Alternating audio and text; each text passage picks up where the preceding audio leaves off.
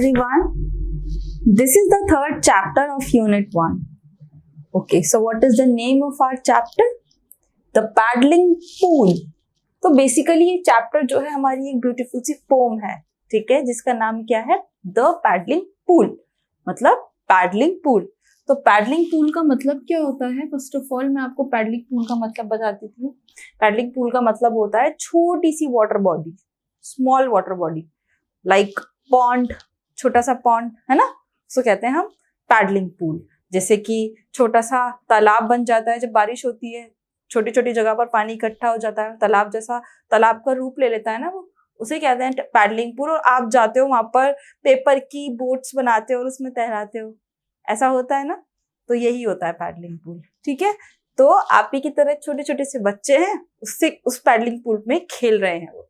So let's begin the pome. पहले हम pome को रिसाइट कर लेते हैं, फिर उसके बाद हम उसका मीनिंग समझेंगे। पहले इसको रिसाइट कर लेते हैं, ठीक है, फिर आप सुनना। Down by the river, on the way to school, we have to pass by the paddling pool. The grass is green and the water cool, and we stay to play by the paddling pool. Down by the river, on the way to school. ठीक है, अब इसका हम meaning समझेंगे। Down by the river on the way to school, we have to pass by the paddling pool.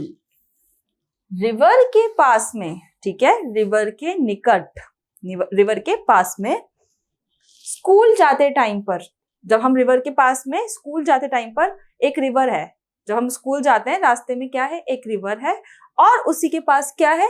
Paddling pool, ठीक है। जब हम स्कूल जाते हैं तो रास्ते में एक रिवर पड़ती है, एक नदी पड़ती है, और वहीं पर उसी के पास में क्या है? पैडलिंग पूल है। तो रिवर का मतलब क्या होता है? नदी, एंड पैडलिंग पूल का मतलब छोटी सी वाटर बॉडी, तालाब टाइप, ठीक है। तो जब हम क्रॉस करते हैं ना, स्कूल से जा रहे होते हैं, पास का मतलब क्या होता है? गुजरना। स्कूल से जाते टाइम पर जब हम गुजरते हैं वहां से, तो वहां पर क्या होता है? रिवर के पास में एक पैडलिंग पूल है, छोटा सा तालाब है। The grass is green and the water cool and we stay to play. अब वो कहते हैं बच्चे कि वहां के आसपास ग्रास बहुत ज्यादा ग्रीन है और वाटर भी बहुत ज्यादा ठंडा होता है।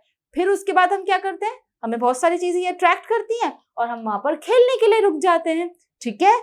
ऐसा होता है ना, जब पानी कहीं का ठंडा होता है किसी वाटर बॉडी का, और वहां पे हरी हरी घासें होती हैं, तो आप क्या करते हो? आपका मन करता है ना, आप इस इन्वायरमेंट में खेलो, इस ब्यूटीफुल इन्वायरमेंट में आप खेलो, और ऊपर से पैडलिंग पूल है जहां पर तो आप बहुत ज्यादा मजे कर सकते हो। As you can see in this picture कि यहाँ पर बच्चे हैं जिन्होंने स्कूल ड्रेस पहन रखी है, स्कूल के रास्ते में वो लोग खेल रहे हैं, ठीक है। पैडलिंग पूल है, ये रहा पैडलिंग पूल, और यहाँ पर क्या है? बच्चे क्या कर रहे हैं? पेपर की बोट बनाकर उसमें डाल रहे हैं और खेल रहे हैं। Isn't it amazing? कितना ज्यादा मजा आ रहा होगा।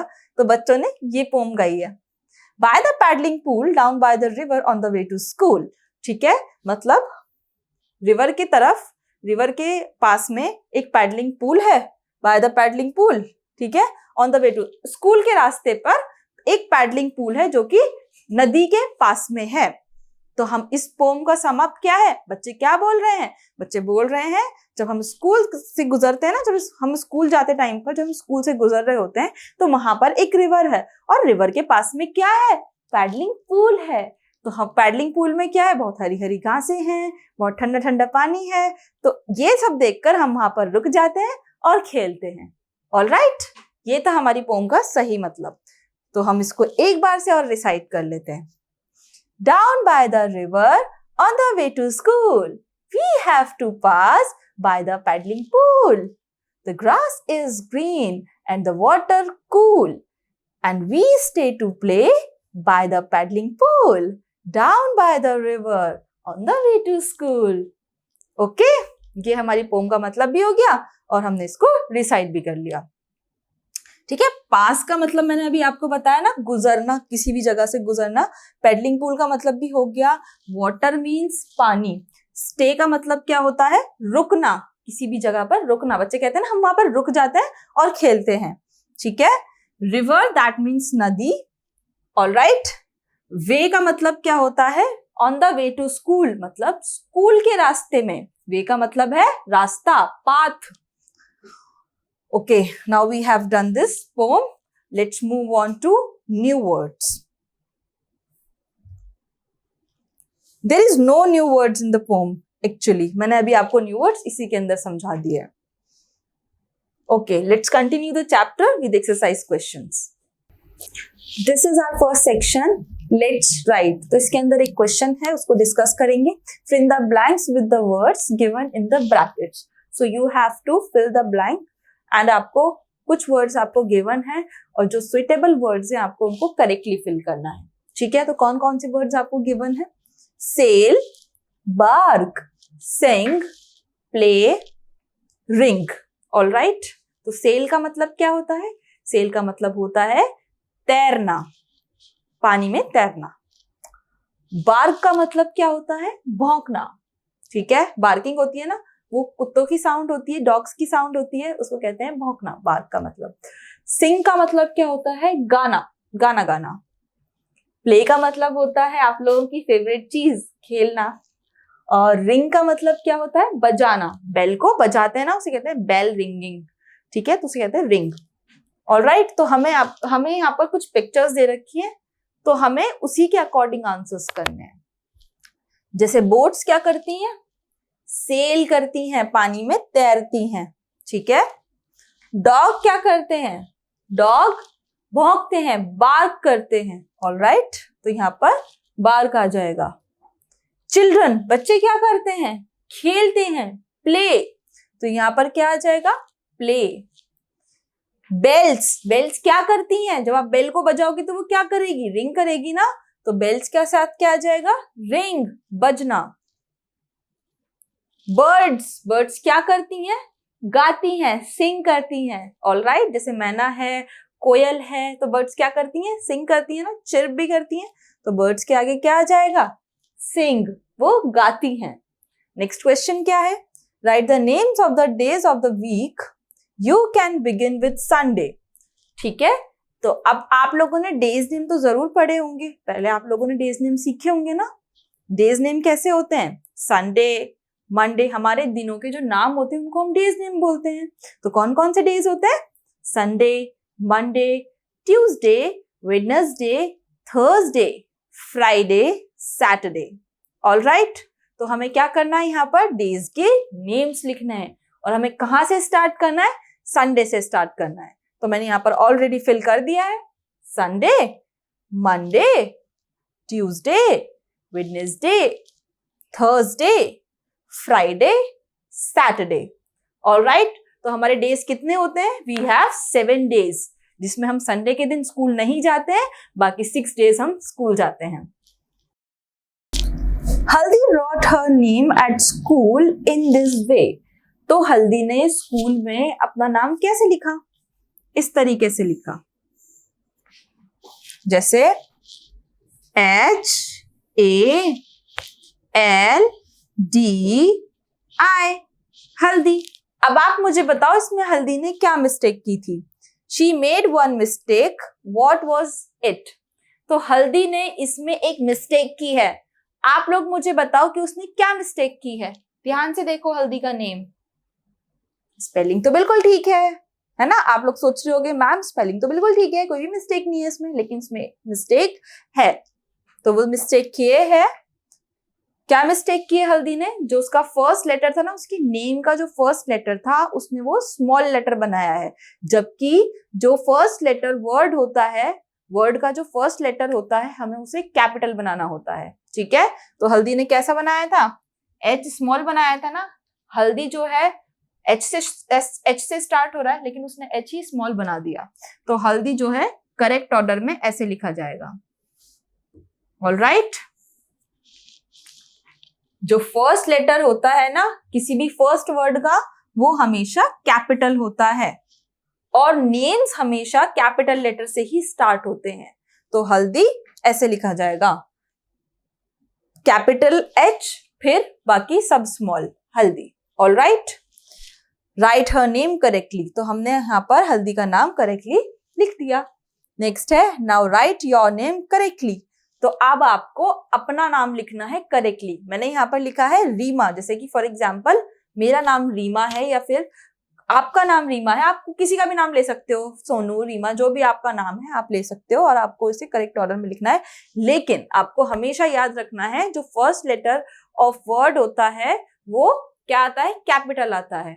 ठीक है, सेंटेंस का जो फर्स्ट लेटर होता है वो हमेशा कैपिटल होगा और नेम्स का जो फर्स्ट लेटर होगा वो भी हमेशा कैपिटल होगा, अगर आपका कोई भी नेम लिख रहे हो आप। All right, now we have done this question here. I hope you have understood. Next question है, हल्दी wrote I met a giraffe. हल्दी ने लिखा, क्या लिखा उसने, I met a giraffe. मैं एक जिराफ से मिली। इसका मतलब ये हुआ she made 2 mistakes. What are they? Write हल्दी सेंटेंस करेक्टली। तो अब इसमें हल्दी ने 2 मिस्टेक्स की हैं और वो क्या है, अब हमें हल्दी का जो नाम है उसे करेक्टली, जो हल्दी ने मिस्टेक्स लिखी है ना, की है, हमें उसको करेक्टली लिखना है, ठीक करके लिखना है क्या मिस्टेक उसने की है। तो हल्दी ने यहाँ पर 2 मिस्टेक की हैं। पहले तो उसने जो फर्स्ट लेटर ऑफ सेंटेंस है उसे स्मॉल बनाया है। ठीक है, तो पहली मिस्टेक तो ये हो गई, तो हमने यहाँ पर इसको करेक्ट करके लिख दिया I met a giraffe.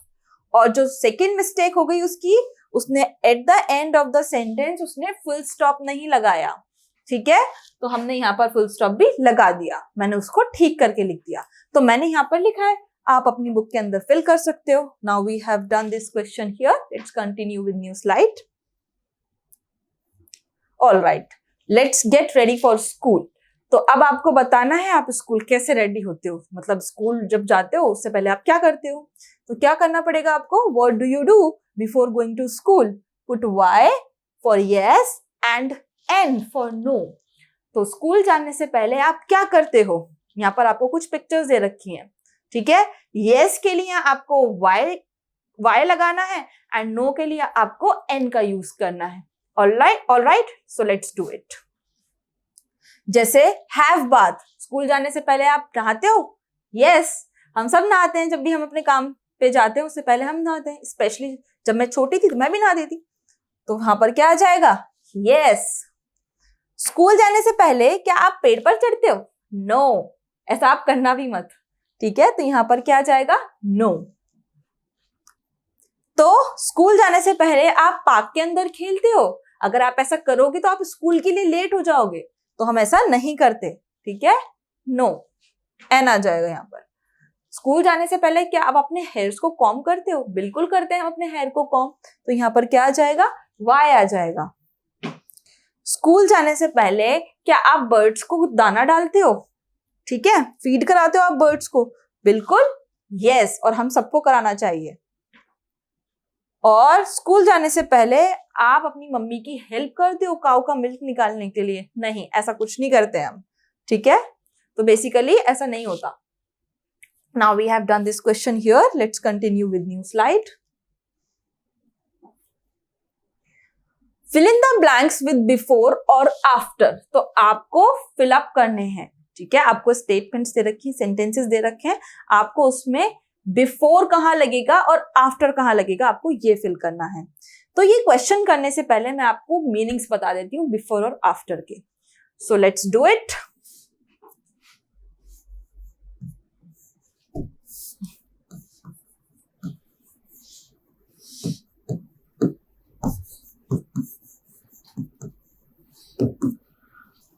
Before का मतलब क्या होता है, बिफोर का मतलब होता है कोई काम करने से पहले। ठीक है, से पहले, से पहले। एंड आफ्टर का मतलब क्या होता है, कि बाद। ठीक है, किसी भी काम से पहले उसे कहते हैं हम बिफोर, आफ्टर कहते हैं कोई भी काम के बाद। ऑलराइट, अभी हमने मीनिंग समझ ली है ना बिल्कुल, तो हम सेंटेंस को फिल कर देते हैं। Dash eating food, I wash my hands. तो इसका मतलब क्या है, क्या करते हैं हम लोग, कब अपने हैंड्स को धोते हैं, खाना खाने से पहले हम अपने हाथ को धोते हैं ना। तो बिफोर ईट फूड, खाना खाने से पहले मैं अपने हैंड्स को वॉश कर लेती हूँ। हमें करना चाहिए अपने हैंड्स को वॉश, ठीक है। इवन अब इस टाइम पर तो हमें सबसे ज्यादा अपने हैंड्स को वॉश करना चाहिए। जैसे कि अगर हम बाहर जाते हैं, ठीक है, और घर आते हैं, तब भी हमें अपने हैंड्स को वॉश करना चाहिए।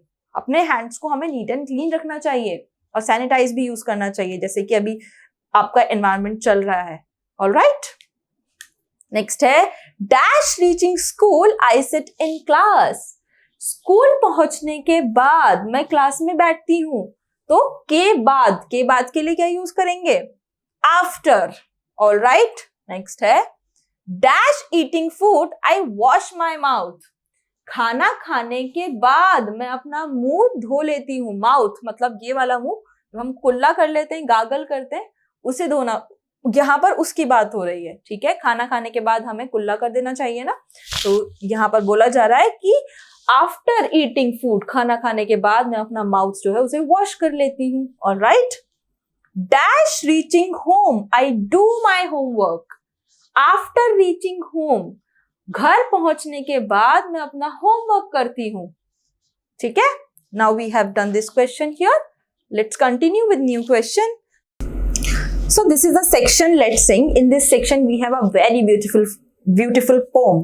And what is the name of our poem? Our poem name is Bells. All right, so let's recite. Ding dong, all the bells are ringing. Ding dong, it's a holiday. Ding dong, all the bells are singing. Ding dong, let's go out and play. ठीक है, तो ding dong क्या बोल रहे हैं बच्चे? Ding dong bell की आवाज बोल रहे हैं, ठीक है। तो डिंग डोंग बेल की जो आवाज है और जो म्यूजिक है उसको गा रहे हैं बच्चे, और कहते हैं कि बेल्स जो है इस तरीके से बजती है, डिंग डोंग करके बजती है, ठीक है। और फिर बोलते हैं लेकिन आज तो हॉलीडे है, ये तो हॉलीडे है, फिर भी बेल बज रही है ding dong. All bells are singing, और जो सारी बेल्स हैं वो गा रही हैं। जब बेल बजती है ना, ऐसा लगता है ना बेल्स गा रही हैं, तो बच्चे बोल रहे हैं सारी बेल्स ऐसे गा रही हैं, डिंग डोंग। और let's go out and play, चलो बाहर चलते हैं और खेलते हैं, क्योंकि आज तो हॉलीडे है। So that was our beautiful poem, और बहुत छोटी सी पोम थी, ठीक है। Let's continue the chapter with new slide. Fun time, तो फन टाइम के अंदर आपको फन करने को मिलेगा।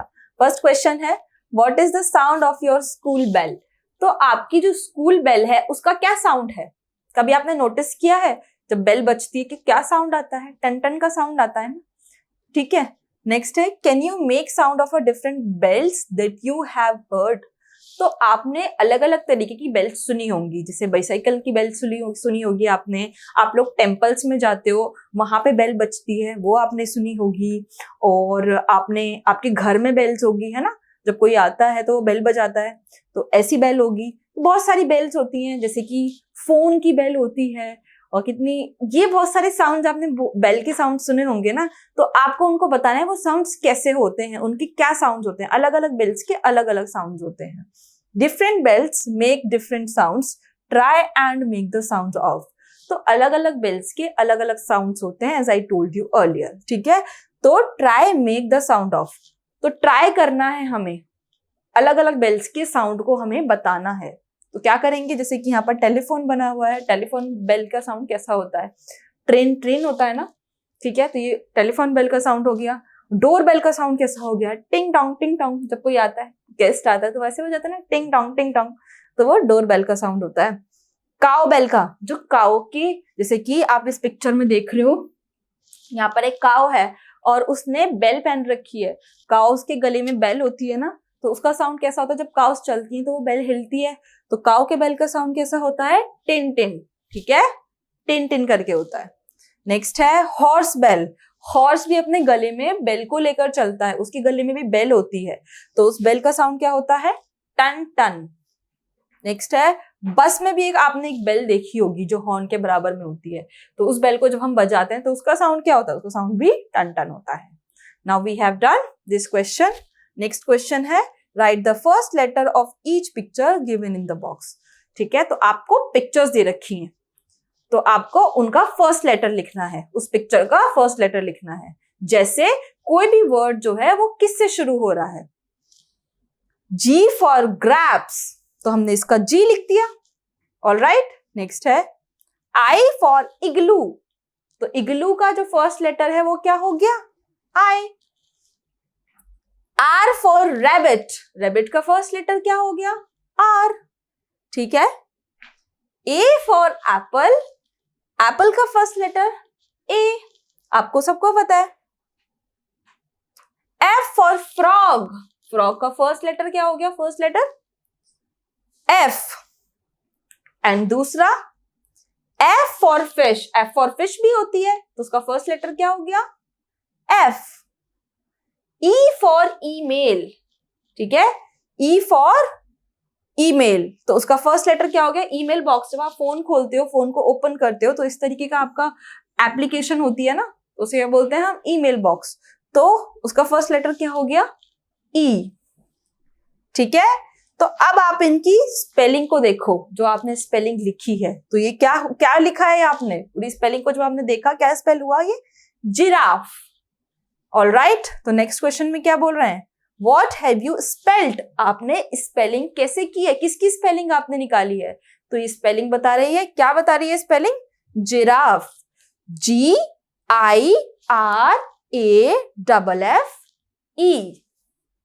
जिराफ. ठीक है. और यहां पर आपको पिक्चर भी दे रखी है, सबसे बड़े hint. Okay, I hope you have understood the chapter. Thank you so much.